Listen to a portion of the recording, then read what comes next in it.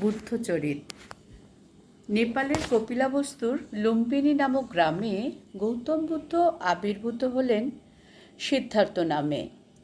শুদ্ধোদন আর মায়াদেবীর কলটি আলো করে এক মহামানবের জন্ম হল শাক্য রাজার ঘরে।